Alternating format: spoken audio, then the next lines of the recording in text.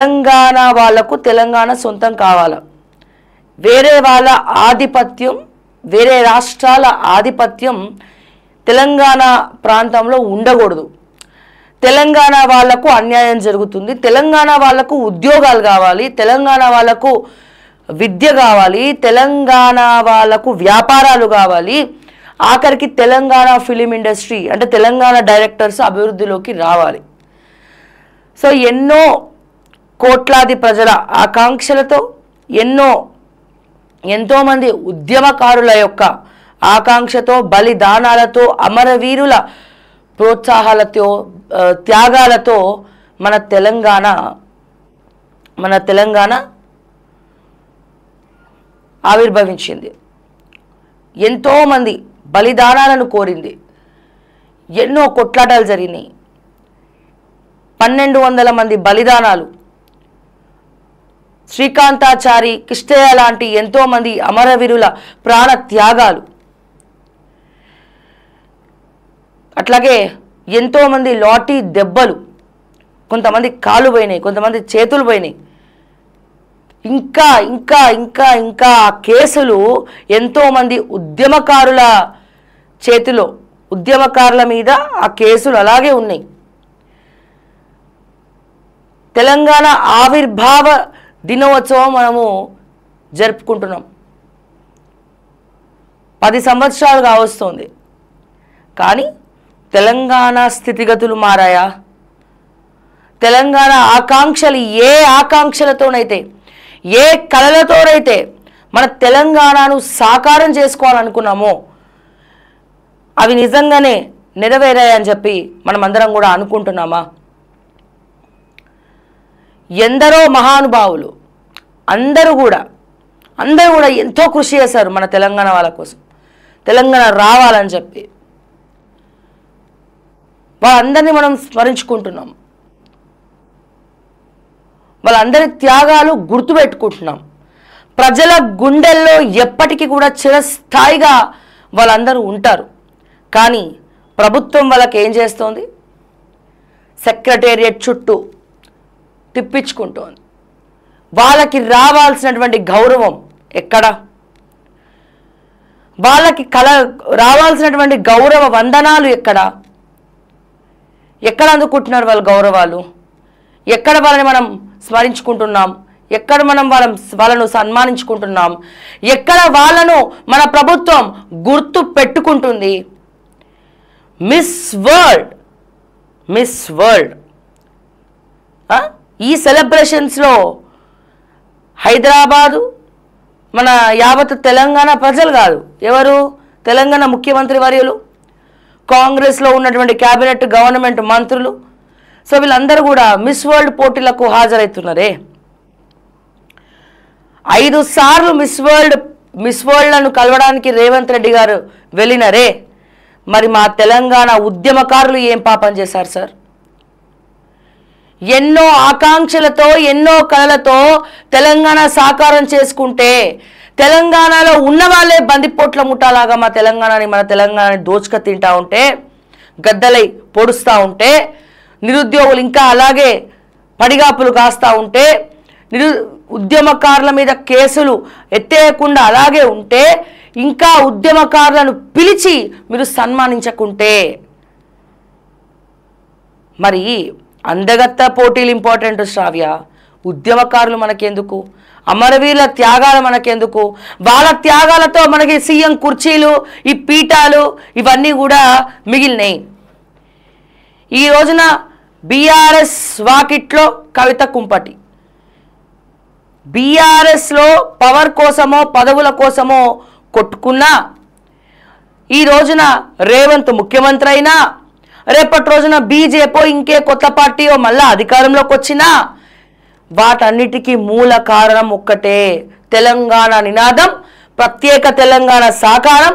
ఈ ప్రత్యేక తెలంగాణ కోసం ఎంతోమంది బలిదానాలు, ఎంతోమంది ప్రాణ త్యాగాలు చేయబట్టే ఈ రోజున వీళ్ళందరి ఆటలు ఇట్లా సాగుతున్నాయి. తెలంగాణలో రాజకీయం చేసుకుంటూ, స్కాములు చేసుకుంటూ, కమిషన్లు మెక్కుతూ హ్యాపీగా గుండెల మీద చేసుకొని రాత్రులు నిద్రపోతూ పగటిపూట పగటి కళలు అనుకుంటూ 4 కోట్ల జనాభా యొక్క కళలను మాత్రం గాలికి వదిలేశారు. సంక్షేమ పథకాలను గాలికి వదిలేశారు. 6 గ్యారంటీలు ఫెయిల్ అయిపోయినాయి. ఈ రోజున రిటైర్డ్ ఎంప్లాయీస్కి వేతనాలు లేవు, ఇవ్వట్లేదు. అడిగితే నా దగ్గర పైసలు లేవు అంటే భారతదేశానికి మొత్తం ఫండింగ్ ఇచ్చేటువంటి స్తోమత ఘనత తెలంగాణలో ఉన్నట్లయితే మరి ఈ తెలంగాణలో మరి వీళ్ళకి చేతనైతే లేదా? సంపదని సృష్టించడం రావట్లేదా? ఇన్ని లక్షల కోట్ల సంపద, ఇంతమంది బతుకుతున్నారే తెలంగాణలో, మరి వీళ్ళు సంపద లేదు, డబ్బులు లేవు అని చెప్పి మన తెలంగాణను ప్రపంచ స్థాయిలో ఘోరాది ఘోరంగా నించోబెట్టేటువంటి పరిస్థితికి మనం వచ్చామంటే మీరు దయచేసి అర్థం చేసుకోవాలి. నిజంగా ఈ రోజున చాలా బాధ అనిపిస్తూ ఉంది, చాలా బాధ అనిపిస్తూ ఉంది. ఆ ప్రభుత్వం ఉద్యమకారులను పట్టించుకోలేదు. ఉద్యమకారులందరూ కూడా బాధతో ఉన్నారు. ఎవరైతే తెలంగాణ కోసం కృషి చేశారో వాళ్ళందరినీ కూడా కేసీఆర్ గారు పక్కన పెట్టేశారు. వాళ్ళందరూ అసంతృప్తితో ఉన్నారు. అసంతృప్తితో ఉన్నటువంటి వాళ్ళను కాంగ్రెస్ దగ్గర తీసుకొని మేనిఫెస్టోలో 250 గజాల స్థలము, 250 గజాల స్థలము, ఇంటికో ఉద్యోగము, వాళ్ళకి గౌరవము, ఇవన్నీ కూడా ఇస్తానని చెప్పి కాంగ్రెస్ ప్రభుత్వం మాట తప్పింది. నిజంగా వాళ్ళకి ఈ రోజున ఉద్యమకారులు గుర్తుండుంటే, నిజంగా వాళ్ళకి ఈ తెలంగాణ యొక్క పవర్ ఏందో గుర్తుండుంటే, నిజంగా ఒకవేళ తెలంగాణ తెచ్చింది కేసీఆర్ అని చెప్పి ఉద్యమకారులు అని చెప్పి మనం అనుకున్నా, ఇచ్చింది సోనియా గాంధీ కదా అని చెప్పి వాళ్ళ ప్రచారం చేసుకున్నప్పుడు, మరి ఈ తెలంగాణ ఆవిర్భావ దినోత్సవం రోజైనా మరి ఉద్యమకారులు ఉన్నారు, వాళ్ళందరినీ పిలిపియాలి, వాళ్ళకి ఏదో ఒకటి చెయ్యాలని చెప్పి ఎందుకు ముఖ్యమంత్రి గారు కానీ కాంగ్రెస్ ప్రభుత్వం కానీ ఆలోచించట్లేదో గుండెల మీద చేసుకొని రేవంత్ రెడ్డి గారు చెప్పాల్సినటువంటి అవసరం ఉంది అని చెప్పి నేను మరొక్కసారి గుర్తు చేస్తా ఉన్నా. చాలా మంది మీద కేసులు ఇంకా కోర్టులో, ప్రభుత్వం తలుచుకుంటే వాళ్ళ మీద కేసులు కొట్టేయలేదా? కొట్టేయలేదు కదా. వాళ్ళకి కేసులు కొట్టే స్థితి ఉన్నా ప్రభుత్వం సంకల్పించుకోవట్లేదు. రేవంత్ రెడ్డి గారు మర్చిపోయినారు. పాపం ఆయన మా మిస్ వరల్డ్ వాళ్ళు వచ్చినారు కదా, వాళ్ళ గ్రాండ్ ఫినాలే అయిపోయింది. సో వాళ్ళని సాగనింపే పనిలో రేవంత్ రెడ్డి గారు ఉన్నారు. ఆయన సతీమణి వాళ్ళ బిడ్డ అద్భుతంగా మంచిగా తయారయ్యి మిస్ వరల్డ్ పోటీలకు వెళ్ళి మళ్ళీ దానికో రీలు, మళ్ళీ వెనకాల బౌన్సర్లు, సెక్యూరిటీ. అరే మా తెలంగాణ రాకపోయి ఉంటే మీ కుటుంబాలు ఇట్లా మంచిగా అన్ని సెలబ్రేషన్స్లో ఉండేవాళ్ళ? ఉద్యమకారులు లాఠీ దెబ్బలు తినకపోయి ఉంటే, ప్రాణత్యాగాలు జరగకపోయి ఉంటే, బలిదానాలు జరగకపోయి ఉంటే ఇప్పుడు రెండవ ముఖ్యమంత్రిగా రేవంత్ రెడ్డి గారు, మొట్టమొదటి ముఖ్యమంత్రిగా కేసీఆర్ గారు ఉంటుండేనా? మరి ఏదైతే బేస్ అంటే మన తెలంగాణ యొక్క బేస్మెంట్ ఎవరైతే వేశారో, తెలంగాణని ఏ బేస్ తోటైతే, ఎంత గట్టి ఇటుకలు, ఎంత గట్టి సిమెంట్ తోనైతే మా తెలంగాణను సాకారం చేసి తయారు చేసిండ్రో, ఆ బేస్మెంట్నే, ఆ పిల్లర్లనే ఈరోజు నువ్వు పట్టించుకోవట్లేదే. గవర్నమెంట్ ఈరోజు ఆ పిల్లర్లనే పట్టించుకోవట్లేదే. మరి మా తెలంగాణ ఉద్యమకారుడు జైలుకి పోయినా నేను పదవి త్యాగం చేసినా అని చెప్పినటువంటి మా పొన్నం ప్రభాకర్ గారు కూడా ఆఖరికి ఉద్యమకారుల గురించి పట్టించుకోకపోతే మళ్ళీ ఎవరు పట్టించుకోవాలండి? సరే డబ్బులు లేవు అని చెప్పి మన తెలంగాణ ముఖ్యమంత్రి వర్యులు రేవంత్ రెడ్డి గారు తెలిసి తెలియనితనంతో మాటికి ఒకటే మాట ఒకటే బాట అన్నట్టు డబ్బులు లేవు అని చెప్తున్నారు. మరి 250 గజాలు మీరు ఉద్యమకారుల పేర్ల మీద రిజిస్ట్రేషన్ చేయడానికి తెలంగాణలో ఎన్నో ఎకరాల భూమి ఉన్నది. ఇంకా గత ప్రభుత్వం భూములు నొక్కేసినా కబ్జా రాయిళ్ళు వచ్చి కబ్జాలు చేసినా, ప్రభుత్వ భూములు ప్రభుత్వ ఆస్తులు కొల్లగొట్టినా సరే ఇంకా మన తెలంగాణలో ఎన్నో వేల ఎకరాల భూములు ఉన్నాయి, అన్ని జిల్లాల్లో ఉన్నాయి. నిజంగా రేవంత్ రెడ్డి గారు ఇవ్వాలనుకుంటే 250 గజం ఇస్తే మీ సొమ్మేం పోతుందండి? దానికి ఏమైనా పైసలు ఖర్చు అవుతాయా? పైసలేం ఖర్చు కావే. ఖర్చు అవుతాయా అండి? లేని భూమిని కొని ఇవ్వాలంటే పైసలు ఖర్చు అవుతాయి. కానీ ఇక్కడ చాలా భూమి ఉందే, ఉన్న భూమిని పంచిపెట్టడానికి పైసలు ఎందుకు ఖర్చు అవుతాయి? పోనీ అది రేవంత్ రెడ్డి గారి మీదనో, మా వదినమ్మ మీదనో, సతీమణి గారి మీదనో, లేకపోతే వాళ్ళ బిడ్డ మీదనో, లేకపోతే వాళ్ళ ఆంధ్ర అల్లుడు మీదనో, లేకపోతే వాళ్ళ వియ్యంకుల మీదనో, ఇంకెవరి మీద ఉన్న ఆస్తులు ఇమ్మంటలేం. తెలంగాణ గవర్నమెంట్ పేర్ల మీద ఉన్న గవర్నమెంట్ ల్యాండ్లు, పట్టా భూములు చాలా ఉన్నాయి. వాళ్ళు నిజంగా దాన్ని లేఅవుట్లు చేసి ఇవ్వాలనుకుంటే 250 గజాలు ఇవ్వచ్చు. ఇచ్చి దానికి జయశంకర్ సార్ పేరు పెట్టచ్చు, గద్దర్ గారి పేరు పెట్టచ్చు, ఇంకా ఏమైనా చేయొచ్చు, మా శ్రీకాంతాచారి గారి పేరు పెట్టచ్చు, మా కృష్ణయ్య గారి పేరు పెట్టచ్చు. మనసొప్పదు, చెయ్యరు. నిజంగా చేయాలనే పట్టుదల సంకల్పం ఉంటే ఏదైనా చేయొచ్చు, ఏదైనా చేయొచ్చు. రేవంత్ రెడ్డి గారు ఈ రోజున ఎగరేయాల్సింది తెలంగాణ జెండా మాత్రమే కాదు, తెలంగాణలో ఉన్నటువంటి ప్రతి ఒక్క తెలంగాణ బిడ్డల యొక్క ఆత్మ గౌరవాన్ని కూడా జెండా రూపంలో ఎగరేయాలి. కన్న కళలను సాకారం చేసుకోవడానికి ఆ జెండా ఎగరేయాలి.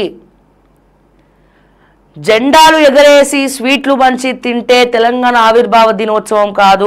మన తెలంగాణలో ఉన్నటువంటి 4 కోట్ల జనాభా ఆకలి బాధలు లేకుండా కార్పొరేట్ స్థాయి విద్య, కార్పొరేట్ స్థాయి వైద్యం, అదే కార్పొరేట్ స్థాయి ఉద్యోగాలు చేస్తున్నప్పుడు అప్పుడు మన తెలంగాణ ఆత్మగౌరవం, తెలంగాణ ప్రత్యేక తెలంగాణ ఏర్పడినందుకు మనమందరం కూడా గర్వపడుతూ ముందరికెళ్ళాలి.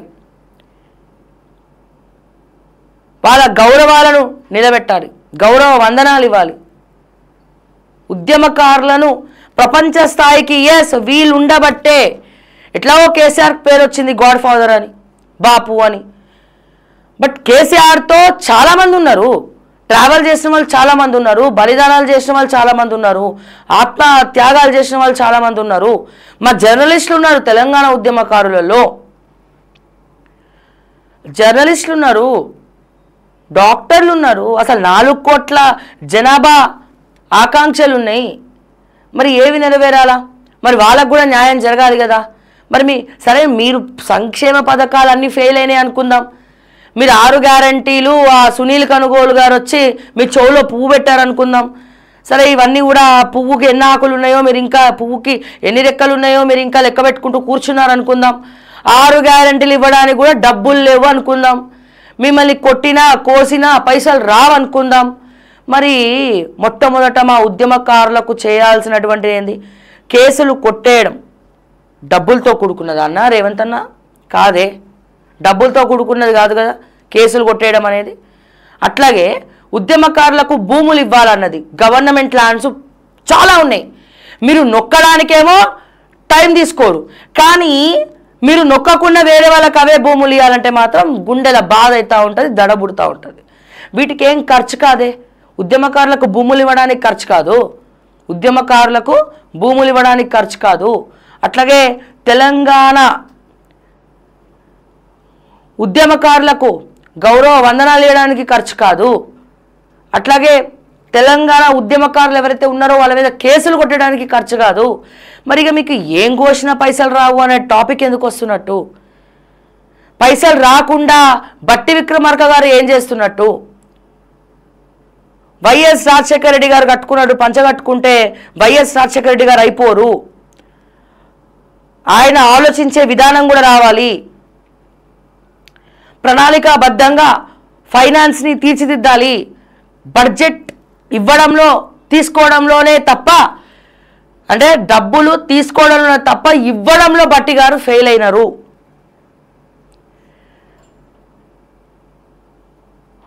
తెలంగాణ హాస్పిటల్స్ పరిస్థితి ఏంటి?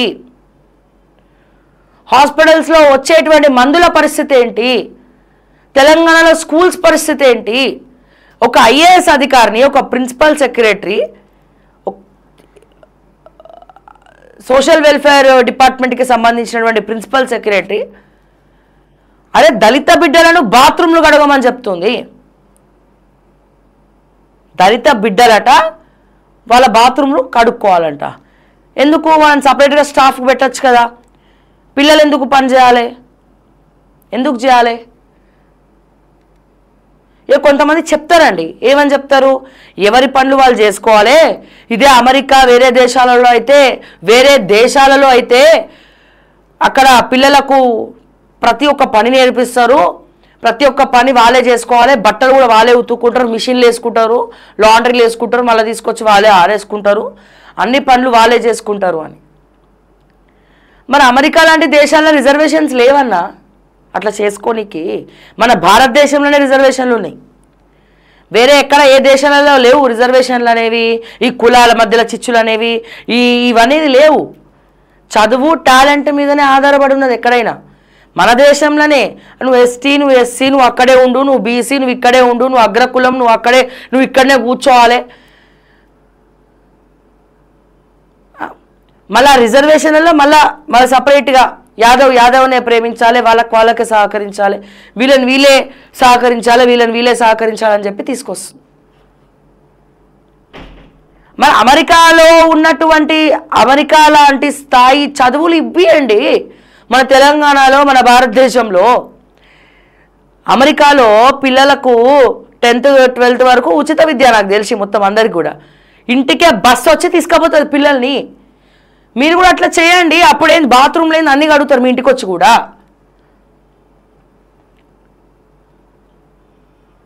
మనకి బ్రిడ్జులు కావాలంటే బ్రిడ్జులేమో అమెరికాలలాగా అట్లా కట్టాలి, లండన్ లాంటి వంతెనలు కట్టాలి, ఇవన్నీ కూడా చెప్తారు. కానీ అక్కడ ఏవైతే నియమాలు ఉన్నాయో, అక్కడ ఏదైతే సిస్టమ్ ఉందో, అక్కడ ప్రజలు ఎంత అద్భుతంగా గవర్నమెంట్ యొక్క ప్రతి ఒక్క బెనిఫిట్స్ని పొందుతున్నారో, ముఖ్యంగా ఉచిత విద్యాన్ని, ఉచిత వైద్యంని వాళ్ళు అందించుకుంటున్నారో, గవి మాత్రం ఇక్కడ చెయ్యం మనం. కానీ బ్రిడ్జులు కట్టాలి, అవి కట్టాలి, ఇవి కట్టాలి. ఎందుకు? కమిషన్ల కోసం. ఇప్పుడు చాలామంది చెప్తున్నారు కదా, నానక్రామ్ కూడా ఇచ్చాడంత హైటెక్ సిటీ అయిపోయింది, అద్భుతంగా ఉందని. బట్ అదే ఏరియాలో ఒక్కసారి వర్షం పడినప్పుడు, వర్షాకాలంలో పోయి చూద్దాం, తెలుసు అసలు ఏంది. పైన బిల్డింగ్లు మెరుపులు ఇట్లా ఆకాశం నాటినట్టు ఉంటాయి, కింద ఏ రకంగా బురదమయం అంతా, ఏ రకంగా మ్యాన్ హోల్స్ ఓపెన్ అయ్యి ఏ రకంగా మొత్తం కూడా ఎయిర్లై పారుతుంది ఆ వర్షంలో కలిసిపోయి అని చెప్పి మనకి క్లియర్గా తెలుస్తుంది అది చూస్తే. సో మనం ఏది కావాలో అది చేస్తలేము, ఏదొద్దో అది చేస్తున్నాం మనం. ఎంత ఘోరం అంటే, మరి సోషల్ వెల్ఫేర్ డిపార్ట్మెంట్ ఎవరి చేతులు ఉంది? మరి రేవంత్ రెడ్డి గారి చేతిలోనే. పదవులు ఇయ్యరు, ముఖ్యమంత్రి పదవినే చక్కగా చూసుకోనికి మరి రేవంత్ అన్న గారికి అయితే లేదు. ఇక విద్యాశాఖ ఆయన దగ్గరే పెట్టుకోబట్టే, సోషల్ వెల్ఫేర్ ఆయన దగ్గరే పెట్టుకోబట్టే, మున్సిపల్ ఆయన దగ్గరే పెట్టుకోబట్టే. మరి ఏం చేయాలి ఆ ఐఏఎస్ అధికారులని? నువ్వు దళిత బిడ్డల్ని, నువ్వు అక్కడ చదువుకునేటువంటి బిడ్డల్ని బాత్రూమ్లు కడగమని చెప్తా ఉంటే, ఒక ముఖ్యమంత్రి స్థాయి వ్యక్తి దాని గురించి మాట్లాడరు. ఎక్కడికి వెళ్తారండి? మిస్ వరల్డ్ పోటీలకు వెళ్తారు. ఏ గద్దర్ నినాదంతోనైతే తెలంగాణ సాకారమయ్యిందో, ఆయన పాటతో ప్రతి ఒక్కరి ఒంటి మీద ఉన్నటువంటి రోమాలు నిక్క పొడిచి తెలంగాణ రావాలని, నేను తెలంగాణ బిడ్డలన్న పౌరుషం పెరిగిందో, ఈయన ప్రకటిస్తారండి నంది అవార్డ్స్ బదులు గద్దర్ అవార్డ్స్ ఇవ్వాలి, నంది పేరు తీసేసి గద్దర్ పెట్టాలని పెట్టినారు. ఇప్పుడు ఆ గద్దర్ అవార్డ్సే రావాల్సినటువంటి వాళ్ళకి రాకుండా, ఇవ్వాల్సినటువంటి వాళ్ళకి ఇవ్వకుండా, కష్టపడిన వాళ్ళకి ఇవ్వకుండా ఎవరికో ఇస్తున్నారండి గద్దర్ అవార్డ్స్. ఎవరికో ఇస్తున్నారు గద్దర్ అవార్డ్స్. ఇది ఎక్కడ న్యాయం? మరి మా గద్దర్ అన్నట్లు చెప్పలేదే, ఎవరికి టాలెంట్ ఉంటే వాళ్ళకి అవార్డ్స్ ఇవ్వాలి, ఎవరికి టాలెంట్ ఉంటే వాళ్ళకి ఎంకరేజ్ చేయాలి అది తెలంగాణ సినిమా ఇండస్ట్రీ లేకపోతే ఇంకేదా పక్కన పెడితే మరి మీరేం చేస్తున్నారు? అవార్డ్స్కి, నంది అవార్డ్స్కి పేరు గద్దర్ అవార్డ్స్ అని పెట్టి, నంది అవార్డ్స్కి పేరు గద్దర్ అవార్డ్స్ అని పెట్టి మీరు ఇంకా ఇష్టం వచ్చినట్టు వ్యవహరిస్తున్నారు. ఆ దిల్ రాజు గారికే తెలియాలి మరి, ఆ దిల్ రాజుకి దిల్ ఉందా అని అడుగుతున్నాను ఈ విషయంలో. నిజామాబాద్లో పుట్టి తెలంగాణ బిడ్డవై ఉండి తెలంగాణ వాళ్ళకి అన్యాయం జరుగుతుంటే అవార్డ్స్ ఎవరికి రావాలో వాళ్ళకి ఇవ్వకుండా ఎవరెవరికో ఇస్తే, అంటే పైసలు తీసుకొని అవార్డ్స్ అమ్ముకుంటున్నారా గద్దర్ అవార్డ్స్ అని చెప్పి నేను అడుగుతున్నా డైరెక్ట్గా.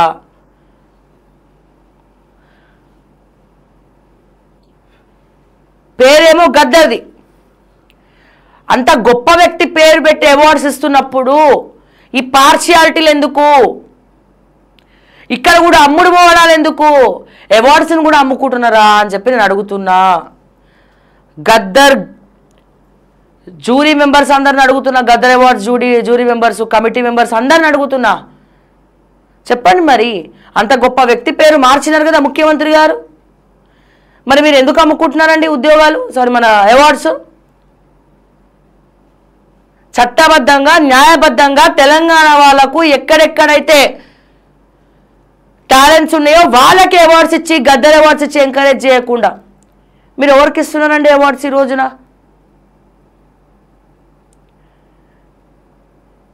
మనస్సాక్షి అనేది ఉందా మీ గద్దర్ జ్యూరీ అవార్డ్ మెంబర్స్కి? దిల్ రాజుతో సహా అడుగుతున్నా నేను. మనస్సాక్షి అనేది ఒకటి ఉంటుంది, గుండెల మీద చేసుకోండి. పైన మా గద్దర్ గారు చూసి ఎంత బాధపడతారు, ఇట్లాంటివన్నీ ఎందుకు జరుగుతున్నాయి నా తెలంగాణలో అని చెప్పి. ఓట్ల స్టంట్ కోసం ఆయన పేరును విపరీతంగా వాడుకున్నారు. కానీ ఇప్పుడు ఆయన పేరు అడ్డు పెట్టుకొని తలపోటై కూర్చున్నారు అవార్డ్స్కి. సో దయచేసి, అంటే ఏ సహకారం కోసమైతే తెలంగాణని తెచ్చుకున్నామో, మరి ఎవరు బాగుపడ్డారు తెలంగాణ వచ్చిన తర్వాత? రాజకీయ నాయకులు బాగుపడ్డారు, వ్యాపారవేత్తలు బాగుపడ్డారు.